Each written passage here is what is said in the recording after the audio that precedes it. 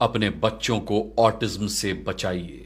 नमस्कार दोस्तों, मैं हूं आपके साथ अनुराग मुस्कान। इस अपील के साथ पीटीएम में हाजिर हुआ हूं कि अपने बच्चों को ऑटिज्म से बचा लीजिए, क्योंकि इस वक्त ये एक ऐसी बीमारी है जो बहुत तेजी के साथ बच्चों में पनप रही है, बच्चों में फैल रही है और दुनिया भर के डॉक्टर्स कह रहे हैं कि इस बीमारी का कोई इलाज नहीं है। अगर समय रहते आपने इसके सिम्टम्स अपने बच्चों में देख लिए और इस पर काबू करने की कोशिश की तो हो सकता है कि ये ऑटिज्म उनमें वहीं रुक जाए, न पनपे, न बढ़े, लेकिन इसका कोई इलाज नहीं है। और सबसे तेजी से अगर इस वक्त बच्चों में कोई बीमारी फैल रही है तो वो है ऑटिज्म। और जैसा कि डॉक्टर्स बता चुके हैं कि इस बीमारी का कोई निवारण नहीं है, कोई इलाज नहीं है, लेकिन यह बीमारी होती क्यों है और इसे काबू में कैसे किया जा सकता है, और सबसे बड़ी बात, कैसे पता चलेगा कि बच्चा ऑटिज्म का शिकार होने लगा है या वो ऑटिज्म का शिकार हो चुका है।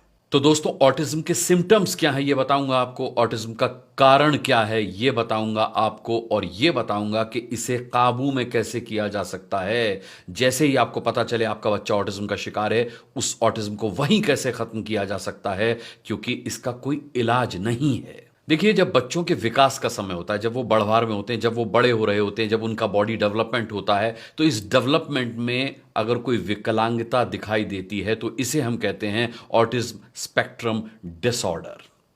ये होता है ऑटिज्म। अब वो विकलांगता कैसी होती है ये भी मैं आपको बताऊंगा। देखिए, इन बच्चों को दूसरों से बात करने में बहुत कठिनाई होती है, ये सबसे पहला इसका सिम्टम होता है। इसके अलावा ये कुछ काम नहीं कर पाते हैं तो ठीक से नहीं कर पाते। ये कुछ हरकतें रिपीटेटिवली करते हैं, यानी कि बार बार करते हैं।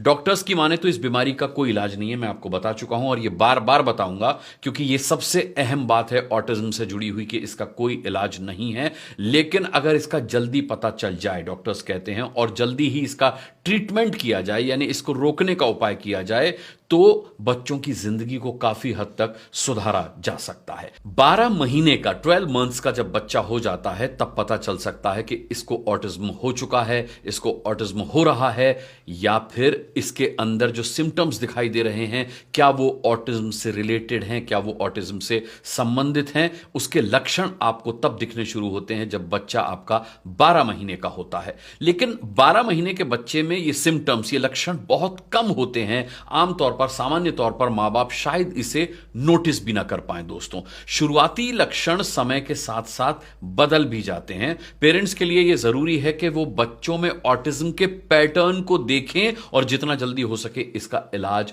शुरू करवाएं। और यह बता दूं आपको, इसका इलाज सबसे पहले माता पिता के स्तर से ही शुरू होता है, डॉक्टर तक बात बाद में जाती है। अब इसमें एक बात मैंने आपसे कही कि इसके पैटर्न को आपको फॉलो करना, इसके पैटर्न को आपको नोटिस करना, इसके पैटर्न को आपको देखना है कि ये पैटर्न कैसे। अब पैटर्न आप तब देख पाएंगे जब आप बच्चे पर बहुत पैनी नजर रखेंगे, बहुत माइन्यूटली उसको ऑब्जर्व करेंगे, वॉच करेंगे। देखिए, ऑटिज्म स्पेक्ट्रम डिसऑर्डर यानी कि एएसडी जेनेटिक म्यूटेशन से जुड़ा हो सकता है, जो गर्भावस्था के दौरान होता है। कुछ बच्चे गर्भावस्था के दौरान ही इसका शिकार हो जाते हैं और बाहरी कारक जो होते हैं वो इसे ट्रिगर कर देते हैं उन बच्चों को। यानी कि जो गर्भावस्था से ऑटिज्म का शिकार हैं, अगर वो जब पैदा हो जाते हैं, जब दुनिया में आ जाते हैं और उनको सही तरीके का पालन पोषण मिले, सही तरीके की परवरिश मिले, तो हो सकता है कि उनका ऑटिज्म खतरनाक स्तर तक न जाए। लेकिन बाहरी कारक जो ऑटिज्म को ट्रिगर करते हैं, अगर वो उनके संपर्क में आते हैं तो उनका ऑटिज्म बढ़ता जाता है, और ला इलाज तो ये है ही। क्या सिम्टम्स होते हैं मैं आपको बता दूं। मूवमेंट स्किल्स में देरी होना, बच्चे के रिफ्लेक्सेस बहुत वीक होंगे। आप कुछ फेंक के मारेंगे तो वो चीज की गति कितनी देर में वो आ जाएगी, उस तक कब लगेगी, वो नहीं जज कर पाएगा, और तब तक वो चीज उसको लग जाएगी, चाहे वो पेपर बॉल हो, चाहे बॉल हो, चाहे आपने चौक फेंक कर मारा हो, या कुछ भी आपने उसको मारा, तो यानी कि उसके मूवमेंट स्किल में देरी होगी। आमतौर पर बच्चों में ये चीज होती है। इसका मतलब ये नहीं कि वो ऑटिज्म के ही शिकार है। बहुत सारे कारक एक साथ जब बच्चे में देखने को मिले तब मानना चाहिए कि वो ऑटिज्म का शिकार हो चुका है। बौद्धिक या याद रखने की स्किल्स में देरी होना, बहुत देर तक उसको याद नहीं आ रहा, याद तो उसने किया था लेकिन बहुत देर तक भी उसको याद नहीं आ रहा। मिर्गी का दौरा पड़ना, हालांकि यह बहुत कम देखने को मिलता है, लेकिन एक सिम्टम ऑटिज्म का यह भी है। खाने और सोने में अजीब आदतें, खाने और सोने की अजीब आदतें, बहुत इरेगुलरिटीज, अनयूजुअल इरेगुलरिटीज अगर आपको बच्चे में देखने को मिल रही हैं सोने और खाने की उसकी आदतों में, तो ये ऑटिज्म का एक लक्षण है। गैस्ट्रो इंटेस्टाइन समस्याएं, गैस्ट्रो इंटेस्टाइन की समस्याएं, यानी कि बच्चा बहुत ज्यादा जो है गैस से पीड़ित रहता है, गैस्ट्रो की बीमारी से ग्रसित रहता है, बहुत ज्यादा गैस उसको बनती है, तो ये उसका एक सिम्टम है। जब दिमाग चलायमान होता है, जब दिमाग डिस्टर्ब होता है, तो ये गैस्ट्रिक ट्रबल्स होती हैं। तो गैस्ट्रिक ट्रबल्स ये इस बात का संकेत देती हैं कि बच्चा दिमागी तौर पर ठीक नहीं है। एंजाइटी, घबराहट अगर बच्चे को बहुत रहती है, स्ट्रेस बच्चे को बहुत रहता है, बहुत ज्यादा बच्चा अगर आपका चिंता करता है, आपको लगता है इतनी सी बात पर इतनी चिंता क्यों कर रहा है, तो ये भी एक लक्षण है ऑटिज्म का। डर न लगना, बच्चे को बिल्कुल डर नहीं लगता तो भी ऑटिज्म का एक लक्षण है, और अगर बहुत ज्यादा डर लगता है तो भी दोस्तों ये ऑटिज्म का एक लक्षण है।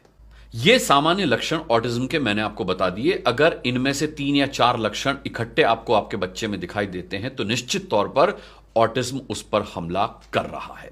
अब ऑटिज्म हो क्यों रहा है, इसका कारण क्या है? जो दुनिया भर में डॉक्टर्स ऑटिज्म का सबसे बड़ा कारण बताते हैं वो क्या है? तो इसके लिए कुछ एक न्यूज़पेपर्स की कटिंग मैंने इकट्ठी की हैं और सबूत के साथ आपको बताता हूं कि ऑटिज्म के सबसे बड़े कारण क्या हैं। जरा देखिए न्यूज़पेपर की ये कटिंग क्या कहती है।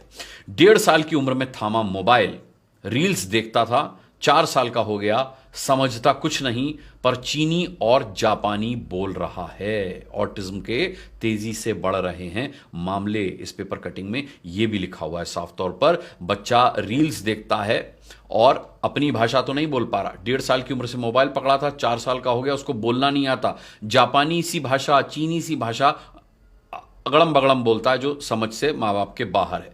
अगली खबर देखिए, स्मार्टफोन की स्क्रीन से रुक जाती है बच्चों की शारीरिक सक्रियता। आधा घंटा दे सकते हैं, पर हो सके तो उससे भी बचें। 3 घंटे की शारीरिक गतिविधि जरूरी। फिजिकल एक्टिविटी बच्चे 3 घंटे की मिनिमम उनको करना ही चाहिए। क्या आपका बच्चा 3 घंटे फिजिकल एक्टिविटी में इन्वॉल्व रहता है? मेरा दावा है कि नहीं रहता होगा 3 घंटे फिजिकल एक्टिविटी में वो इन्वॉल्व, लेकिन हां, वो 3 घंटे मोबाइल में इन्वॉल्व जरूर रहता होगा। अब अगली खबर देखिए, here's how cellphone radiation can affect your child's health. Cellphone का रेडिएशन कैसे बच्चे की सेहत के साथ खिलवाड़ करता है। अगली खबर देखिए, मोबाइल की वजह से छात्रों को सिरदर्द, गर्दन दर्द और पढ़ाई में मुश्किल। पढ़ने के लिए मोबाइल तो जरूरी है, लेकिन कितनी देर, ये आपको सोचना पड़ेगा कि बच्चे को अगर पढ़ने के लिए आप मोबाइल दे रहे हैं तो कितनी देर के लिए दे रहे हैं, है ना। अगली खबर देखिए, केजीएमयू के डॉक्टर्स ने दी चेतावनी, फोन से निकलने वाली रेडिएशन से दिमागी कोशिकाओं को नुकसान। मोबाइल फोन से बच्चों में ब्रेन ट्यूमर का खतरा बढ़ा। ऑटिज्म की बात कर रहा हूं, यहां तो डॉक्टर्स एक कदम आगे बढ़ गए, वो कह रहे कि ब्रेन ट्यूमर का खतरा बच्चों में मोबाइल से बढ़ रहा है। अगली खबर देखिए, mobile radiation ups cancer risk. Mobile के रेडिएशन से कैंसर का रिस्क बढ़ रहा है, यानी कि उस संख्या में उछाल आ रहा है। कैंसर पेशेंट्स की तादाद बढ़ रही है मोबाइल रेडिएशंस की वजह से। ब्रेन ट्यूमर, ऑटिज्म और अब ये कैंसर। अगली खबर देखिए, मोबाइल की आदत की वजह से 10% बच्चों की टेढ़ी हो गई आंखें, वो भेंगे हो गए। और तस्वीरें भी इसमें दिखा रखी हैं उन बच्चों की, आप देखें इस न्यूज़पेपर की कटिंग में। और आगे ये न्यूज़पेपर कहता है 18% बच्चों की कमजोर हो गई दृष्टि, यानी कि 10% की आंखें टेढ़ी हो गई और 18% की आईसाइट, विजन जो है वो वीक हो गया, आईसाइट उनकी वीक हो गई, दृष्टि कमजोर हो गई। अगली खबर देखिए, ड्रग्स से भी खतरनाक है मोबाइल। फोन देने से मना किया तो बच्चे ने मां को डंडे से पीटा। देख रहे हैं आप, ड्रग्स से भी ज्यादा खतरनाक है मोबाइल। बच्चा डंडा लेकर मां के पीछे दौड़ रहा है, दौड़ ही नहीं रहा, पीट भी रहा है, क्योंकि मां ने मोबाइल फोन देने से उसे मना कर दिया था। यह साफ तौर पर ऑटिज्म का केस है। अगली खबर देख लीजिए, बच्चों का व्यवहार बदल रही है मोबाइल की लत। ये पीटीएम के पिछले एपिसोड में भी मैंने आपको बताया था कि मोबाइल से हार्मोन चेंज हो रहे हैं बच्चों के अंदर जो हार्मोन्स चेंज होते हैं वो उम्र से पहले हो रहे हैं मोबाइल की वजह से, क्योंकि मोबाइल पर वो ऐसा कंटेंट देख रहे हैं।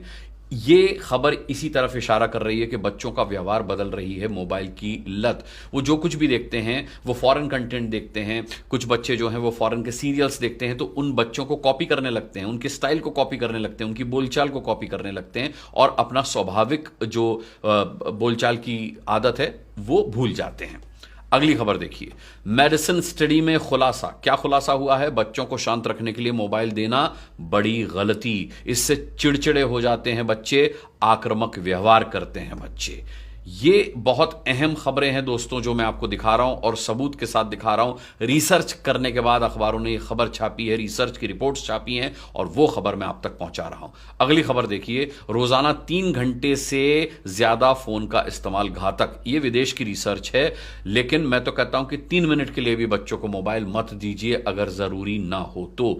यानी कि हमारे बच्चों में जो ऑटिज्म की आदत दोस्तों पनप रही है, इसका सबसे बड़ा कारण जो है वो ये मोबाइल है, सबसे बड़ा कारण।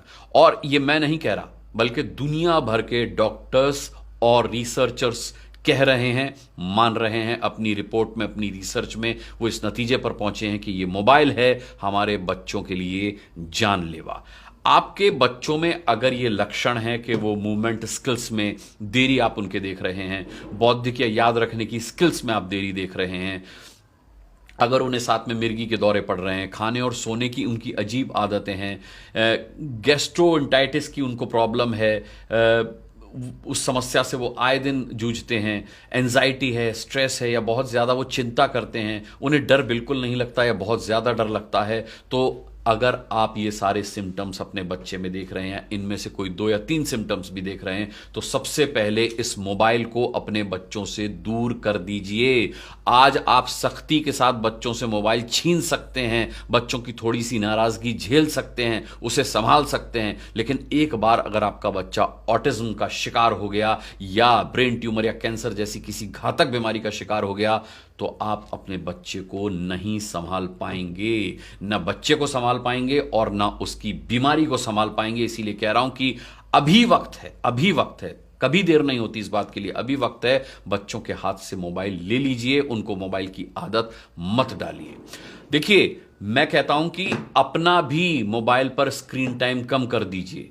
हम माँ बाप के नाते अगर मोबाइल कम इस्तेमाल करेंगे तो बच्चे भी कम इस्तेमाल करेंगे। हम लोग दिन भर मोबाइल पर रहते हैं, मम्मियाँ रेसिपीज देखती रहती हैं, रील्स देखती रहती हैं, पापा लोग कॉमेडी कंटेंट देखते रहते हैं, या फिर वो अपने ऑफिस का काम करते रहते हैं। ज़्यादा से ज़्यादा समय तक मम्मी पापा जो मोबाइल पर रहते हैं, उससे बच्चों को भी इस बात का लाइसेंस मिल जाता है कि वो भी मोबाइल पर रहें। तो मोबाइल का यूज़ आप भी कम कीजिए, क्योंकि ये सिर्फ बच्चों को होने वाली बीमारियां नहीं हैं, ये बीमारियां आप पर भी हमला कर सकती हैं, आपको भी अपना शिकार बना सकती हैं। आप भी मोबाइल का इस्तेमाल कम कीजिए, बच्चों के हाथ से तो बिल्कुल मोबाइल ले लीजिए। पीटीएम में यह चर्चा करना मुझे बहुत जरूरी लगा दोस्तों, इसीलिए आज मैं पीटीएम में इस मुद्दे को लेकर के आपके सामने हाजिर हुआ। एक बार फिर आपसे हाथ जोड़कर निवेदन कर रहा हूं कि अपने बच्चों को ऑटिज्म का शिकार होने से बचा लीजिए। अगर आप इन सब बातों का ध्यान रखते हैं तो बहुत अच्छी बात है, लेकिन इस वीडियो को ज्यादा से ज्यादा शेयर कीजिएगा, क्योंकि जो माँ बाप इन बातों का और बच्चों का ध्यान नहीं रख पाते हैं, उन तक ये वीडियो पहुंचना बहुत बहुत बहुत जरूरी है दोस्तों, क्योंकि हमारे बच्चे हमारी भविष्य की नींव हैं। अगर वही कमजोर हो गई तो सोचिए भविष्य की इमारत कैसे खड़ी हो पाएगी। पीटीएम में अगला मुद्दा जो बच्चों से जुड़ा होगा लेकर हाजिर हो जाऊंगा। तब तक के लिए आप अपना और अपने बच्चों का बहुत बहुत ख्याल रखिएगा। मुझे इजाजत दीजिए। नमस्कार।